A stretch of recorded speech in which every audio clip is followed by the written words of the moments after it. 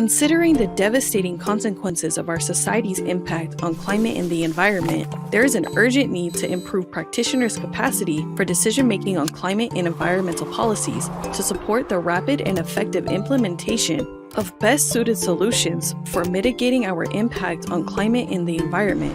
This is why Pattern aims to close the policy cycle by bridging ex-post and ex-ante assessments of policies and their consequences.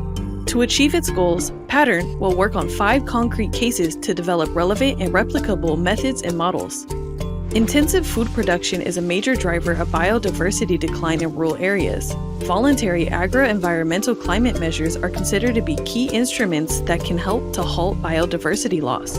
The ex-post evaluation in the Belgium case focuses on the agro-environmental climate measures, providing payments to farmers who participate on a voluntary basis to environmental preservation commitments, provisioning of habitat to farmland species, and maintaining the countryside.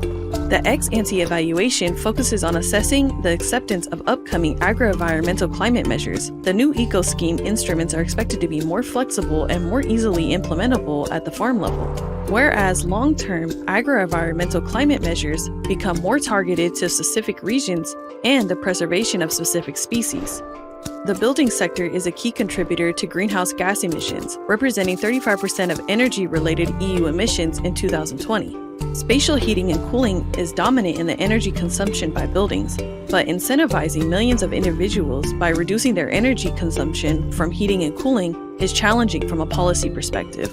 Pattern will support the ex-post and ex-ante analysis of policy measures impacting the financing of heating and cooling of privately owned dwellings in the Netherlands. In Piedmont, road transport is responsible for more than 30% of greenhouse gas emissions. It is therefore crucial for regional public authorities to push the shift towards more sustainable vehicles starting from the fleet under its direct control. The Regional Mobility and Transport Plan from 2018 to 2021 will be the focus of the ex-post analysis. The main goal was to substitute public transport fleet with low-emission vehicles to improve environmental standard, reduce greenhouse gas emissions. The ex-ante analysis will focus on the Regional Mobility and Transport Plan from 2023 to 2030, and specifically the public aid to change fleets into sustainable vehicles for reducing polluting emissions and improving the quality of public transport. Aquaculture is considered as a tool to preserve biodiversity and allow to increase the production of proteins with low associated emissions. Aquaculture takes place in open, floating cages in the sea and is affected by climate change and pollution.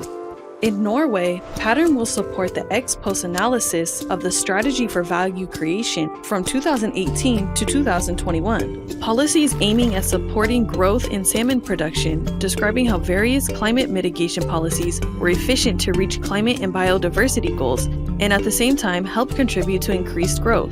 The ex-ante will focus on the same strategy, but on the period 2022 to 2025, containing revised policies and a stricter approach. Road transport accounts for 11.9% of global greenhouse gas emissions, and the reduction of traffic emissions has not been as rapid as it was expected. The current taxation methods are not sufficient to encourage more rapid reduction carbon emissions in city transport environment. Financial support has been and will be admitted to electric vehicles to speed up the transformation. However, changes in infrastructure and support frameworks are needed and can significantly slow down the pace of the change.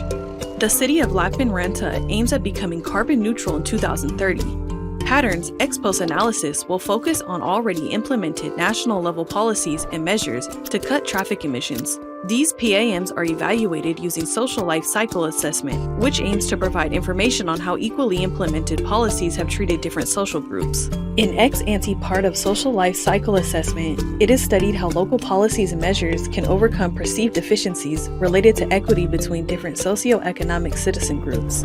Carbon handprint is also applied as ex-ante study to evaluate potential positive climate impacts of local policies and measures. PAMs are related to zero-emission transportation. The goal is to develop measures that a city can take, besides actions already taken by the state, to promote the mitigation of greenhouse gases emissions in traffic. Follow Pattern on LinkedIn and visit our website to know more about what we do.